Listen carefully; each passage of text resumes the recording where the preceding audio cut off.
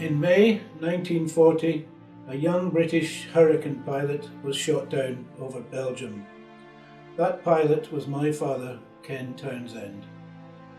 50 years later, Hubert Labie, an author and historian, and his good friend Michel Everard, an aviation enthusiast, identified the location of the crash site and organised the excavation of the wreckage. My research into these two linked events revealed far more of my father's life than I was aware of before he died, and this film is my attempt to share that research with you, my family and friends.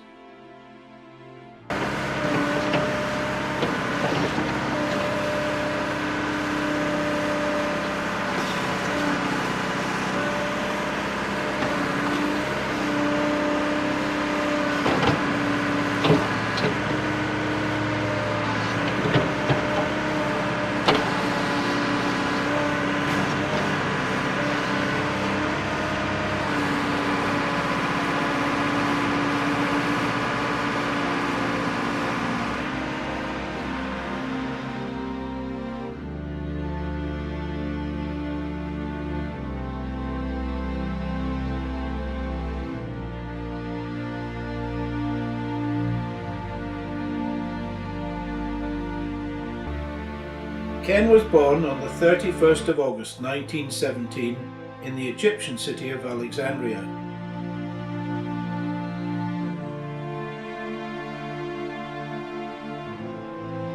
His father was a major in the Egyptian state police.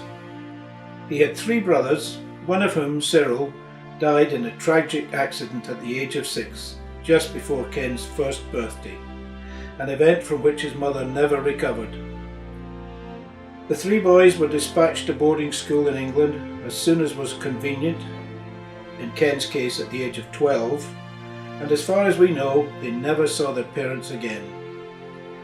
He boarded at Kingham Hill School in Oxfordshire. A few days after his 16th birthday, he was accepted as an apprentice aircraft fitter at RAF Halton, where he enjoyed a successful academic and sporting couple of years. At 18, he was posted to No. 4 Flying Training School at Abu Swair in Egypt as a fitter too.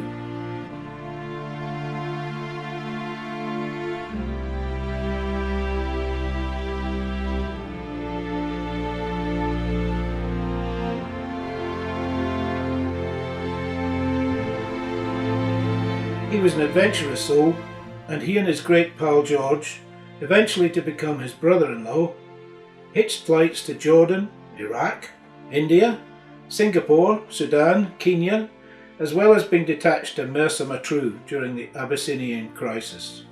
They also enjoyed holidays in Cyprus, Syria and Greece. In 1938, he realised a long-held ambition to be a pilot and was accepted for training at RAF Sywell in Northamptonshire. Having gained his wings, he was posted to No. 12 Flying Training School at RAF Grantham, where he flew the famous Gloucester Gladiator. Gunnery training came next in Derby on the Isle of Man, followed by his conversion to the Hurricane at RAF St Athan in the Vale of Glamorgan. He completed his operational training at Sutton Bridge in Lincolnshire before joining 607 County of Durham Auxiliary Squadron in France at the outset of World War II.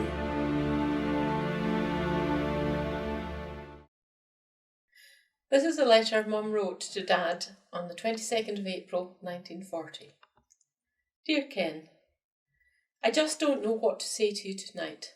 My thoughts are many and varied, but the difficulty seems to be in finding the right words with which to clothe them.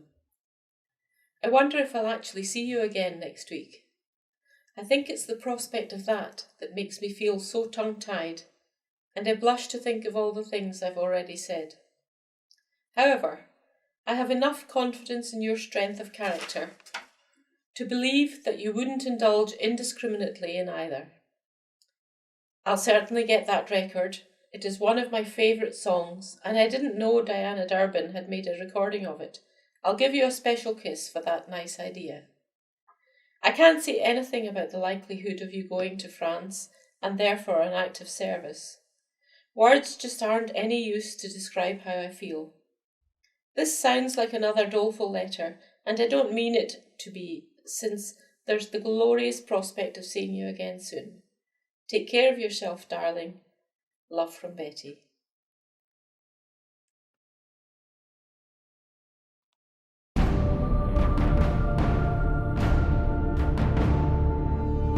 Ken arrived at 607 Squadron, based at Vitry-en-Artois in France in April 1940. The outline of the airfield can still be seen on aerial photographs to this day, lying just to the north of a newer grass airfield. It was captured by the Germans a month later. He was not welcomed by his new commanding officer, who considered the concept of NCO pilots to be socially and militarily unacceptable. However, Ken was alone in being the only Hurricane pilot qualified to fly both day and night, which helped him settle in. His early weeks were spent on sector familiarization, battle tactics, and sunbathing. The squadron base at Vitry consisted of 2 flights, taking week and week about on operational and training duties. The airfield was bombed on the 10th of May, and from then until he was shot down, he carried out multiple engagements with enemy aircraft, for which he was later awarded the Distinguished Flying Medal. On the 12th of May 1940, he was hit by shrapnel at 18,000 feet over the Maastricht area and vacated his burning aircraft. He knows not how. He was captured and initially handed over to the Belgian Red Cross, whose early care, he believes, saved his eyesight and possibly even his life. He was concussed and blind for 18 days, but was eventually considered fit enough to be returned to his captors. It is from this point that my research led me to reconsider all of my preconceived ideas about the treatment of prisoners of war. According to Ken, he was treated with compassion and fairness and given the best medical treatment available throughout his time as a prisoner. During the first 15 months, he was moved 20 times between various military camps and hospitals. In 1941, he arrived in Stalag Luft I at Barth on the Baltic coast, and a year later he was transferred to the famous Stalag Luft III at Sagan, the scene of the Great Escape. His final camp was Stalag Luft VI at Heidekrug on the old Prussian-Lithuanian border. This establishment threw up one of the great heroes of the war, Sergeant Pilot James Deans, known to all as Dixie. He was an inspirational leader and was trusted by the Germans to get on with organising education, entertainment, and many other morale-boosting activities, which had been in short supply hitherto.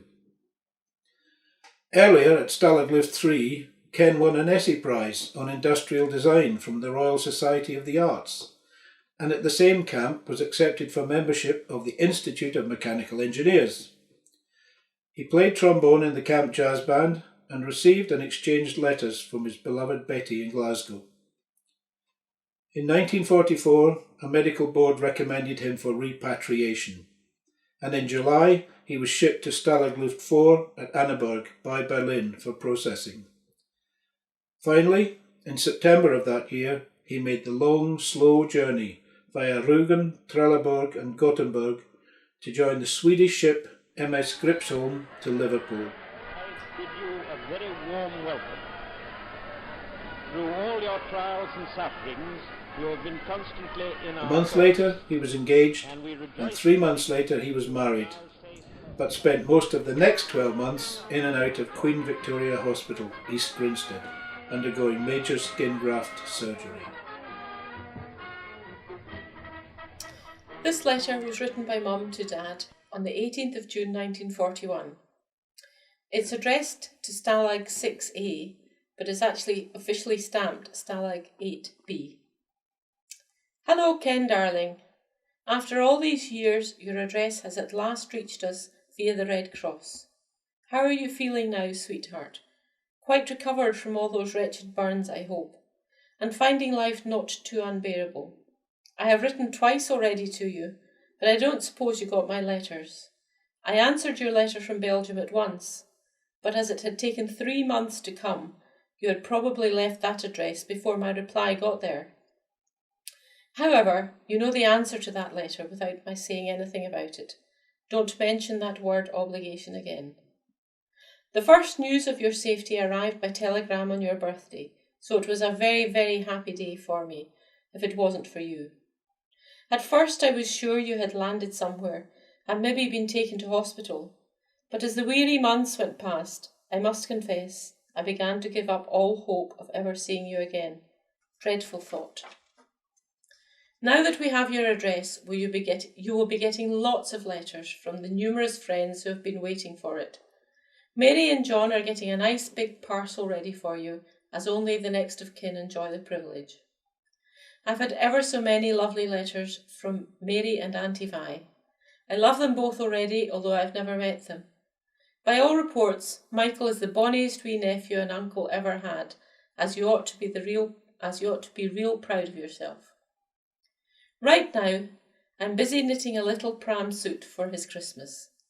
What a lot has happened since the wonderful Christmas of last year, and how I'm going to miss you this time. However, I'm so thankful that you're still alive that I haven't room to feel anything else. If Guy is lucky enough to get any Christmas holiday, he is going to spend them at 48 Cardonald Gardens. But I'm afraid this is also too good to come true, as it is not very long since he had 7 days leave. However, I'm going to wish hard enough, and it might happen yet. Must write to him today. As regards home news, everybody is just the same as you saw them last. Mum sends her love to you, and believe me, she has added a few more grey hairs to her head through worrying over you. George is at home all the time now, and will write to you sometime soon. Dad too sends his regards. That little hoard of ours grows steadily every week, and by the time next spring arrives, we'll have reached the scheduled amount for that date we were going to keep. That is, of course, if you still haven't changed your mind. Remember you told me to read Anthony Adverse? I can never thank you enough for that, sweetheart. I was in the middle of it when you were reported missing, and somehow it proved a tremendous comfort. I think it must have been because you are so much like Anthony. Anyway, it seemed to bring you much nearer to me in some strange way. We'll say cheerio now, but we'll write again soon, so keep smiling, sweetheart. All my love, Betty.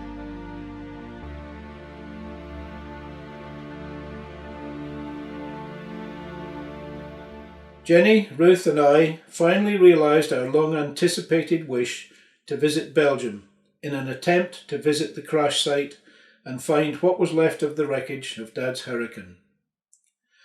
Over 4 sunny days in June 2011, we were treated with the most amazing kindness and hospitality. We were met on day 1 by Hubert, Michel, and 2 journalists who were covering the story for the Belgian newspapers. The first stop was the scene of the crash and subsequent excavation at Long Saint-Servais, followed by a short drive to the hamlet of Brève, where Dad's parachute landed. Incredibly, there was a lady there who had witnessed the whole event. She was 4 at the time. She led us to the house into which he was carried, and even more incredibly, into the room where he had lain almost 70 years before.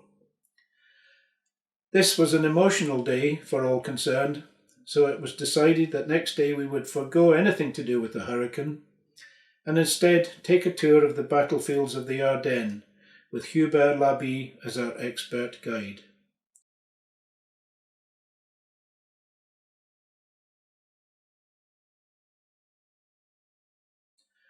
We began at the small museum of Bonnier 44, which commemorates the massacre of 84 American soldiers in the village of Malmedy, and finished at Stavelot, scene of one of the most famous battles of the Bulge. The next day we met at Fort Eben-Emael, the fall of which on 10th of May freed the way for the subsequent German invasion of Europe. This is where the wreckage of the Hurricane was first taken for storage after its excavation. The tour of Ebony Mell is not for the faint-hearted, as it involves miles of dark, damp, narrow, underground tunnels. What was left of the aircraft was later transported to the Belgian Air Force Museum at Beauvechain, which was the next and final stop on our journey.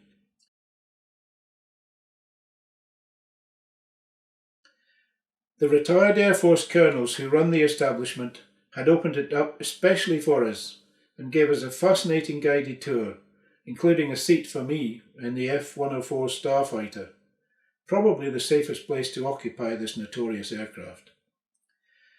The years between 1992, when the wreckage had been excavated, and its subsequent arrival in Beauvechain had seen those responsible for it remove many of the parts as souvenirs, so that all is now left is the Rolls-Royce Merlin engine. However, the museum curators are combining it with the records and memorabilia which we have contributed to make a worthwhile exhibit.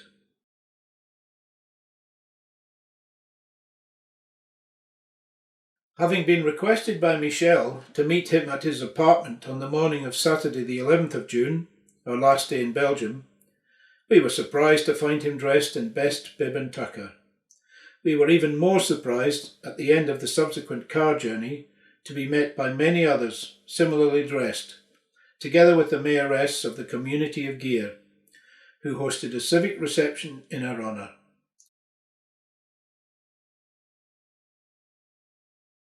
A fitting and extremely moving end to a wonderful visit.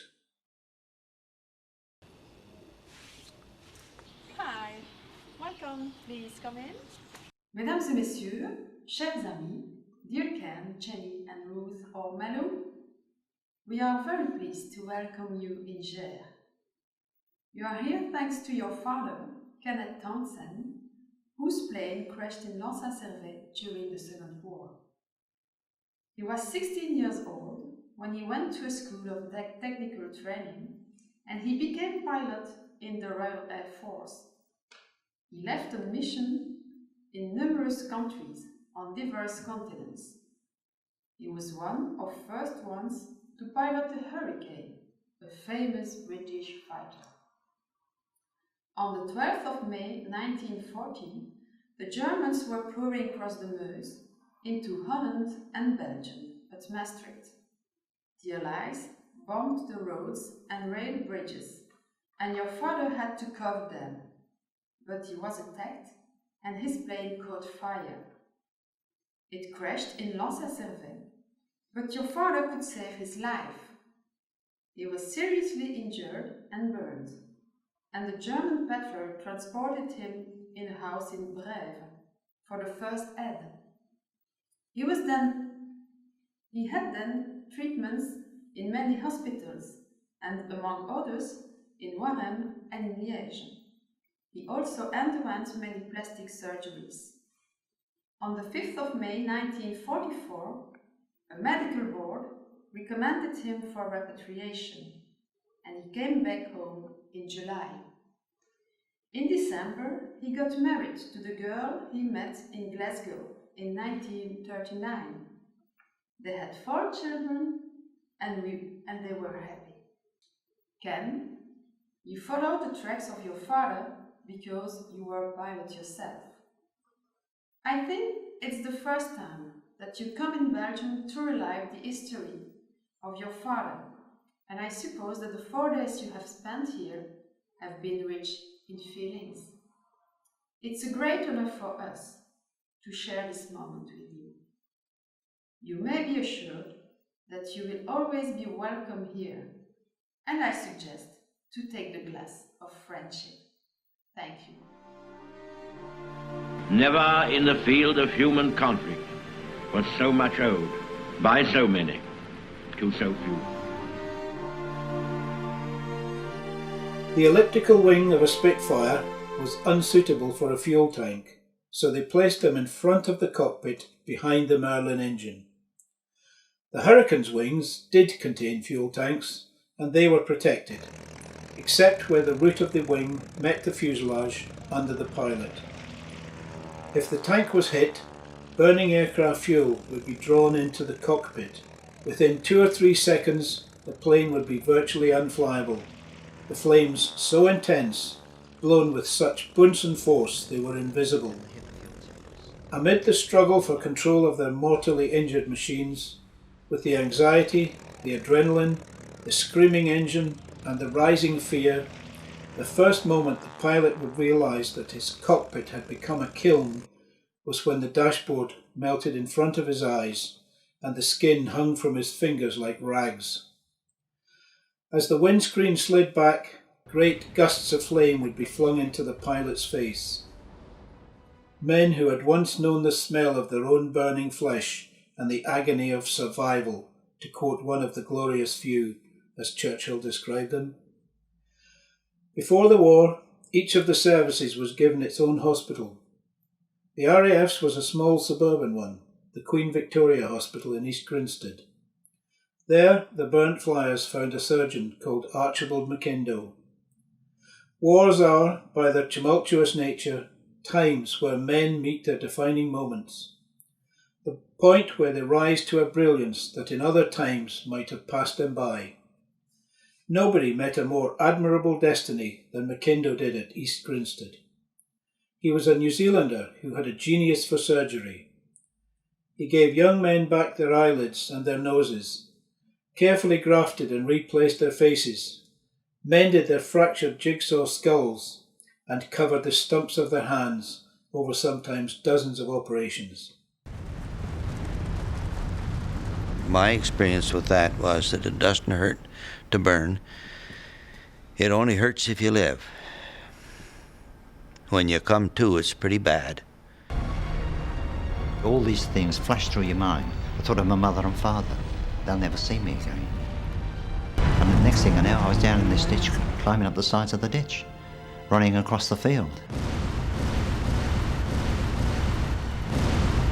I was struck by the oxygen bottles. They ignited.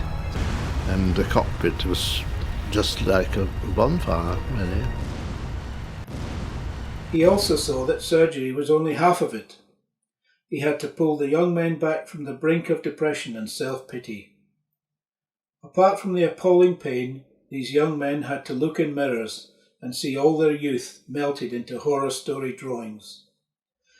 The Guinea Pig Club has been their pride and protection, linking each of them, like the traces of a parachute, back to those desperate, separate moments of destiny that threw them from their burning cockpits.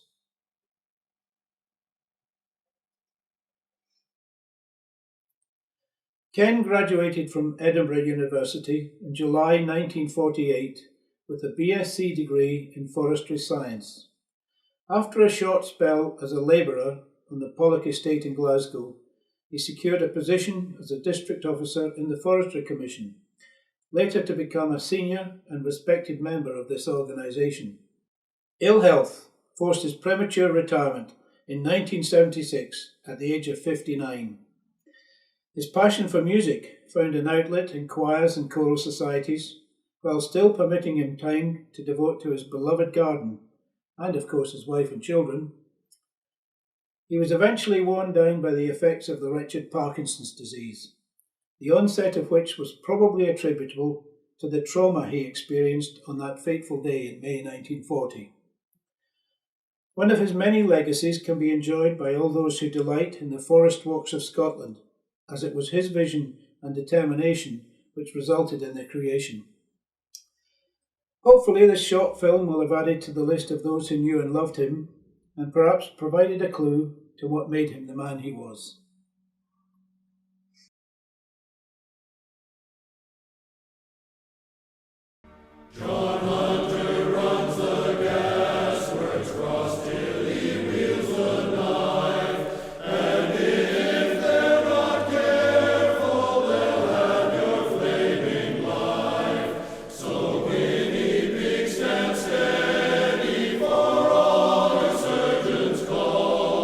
And if there